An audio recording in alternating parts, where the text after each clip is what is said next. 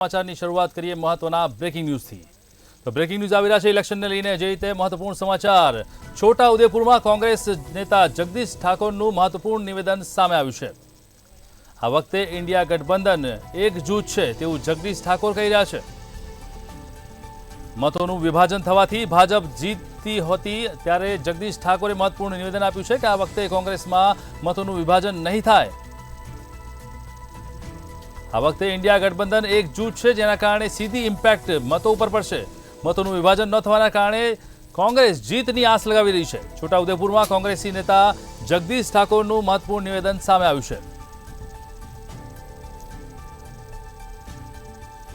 આ વખતે ઇન્ડિયા ગઠબંધન એકજૂથ છે જેના કારણે મતોનું વિભાજન ન થવાના કારણે કોંગ્રેસ જીતના સપના જોઈ રહી છે। જ્યારે ભાજપને જે રીતે મત મળી રહ્યા હતા તેની અંદર ક્યાંક ને ક્યાંક મતોનું વિભાજન ન થવાના કારણે કોંગ્રેસને વધારે મતો મળે તેવી શક્યતા છે।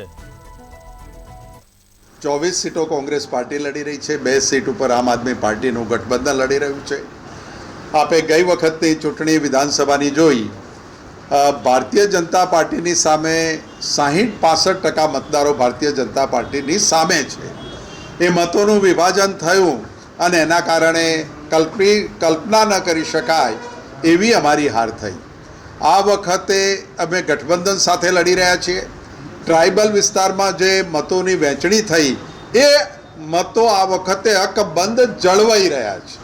એટલે દાહોદ હોય, ગોધરા હોય, છોટાઉદેપુર હોય, અમારી વલસાડ હોય, ભરૂચ હોય, આ બધી સીટોમાં કોંગ્રેસનું વિભાજન, કોંગ્રેસના મતોનું વિભાજન નહીં થવાના કારણે ભાજપને રાતની ઊંઘ હરામ થઈ ગઈ છે। અને એટલા માટે કે ટ્રાઇબલ અને જે કોંગ્રેસના મતદારો છે આ વખતે વન સાઇડ કચાઈને કોંગ્રેસને મતદાન કરશે। અમારી 24 સીટો કોંગ્રેસ પાર્ટી લડી રહી છે। 2 સીટ ઉપર આમ આદમી પાર્ટી।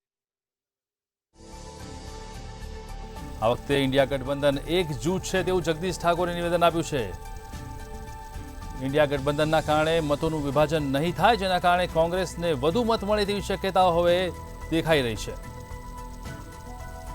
આ વખતે ઇન્ડિયા ગઠબંધન એકજૂથ છે જેવું જગદીશ ઠાકોરે છોટાઉદેપુરથી નિવેદન આપ્યું છે।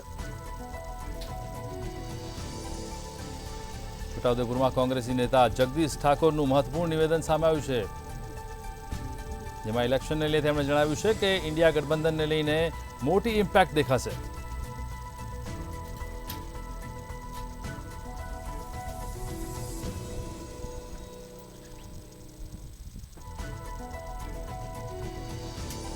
એક તરફ લોકસભા ઇલેક્શનનો માહોલ છે ત્યારે બીજી તરફ છોટાઉદેપુરથી જગદીશ ઠાકોરનું મહત્વપૂર્ણ નિવેદન।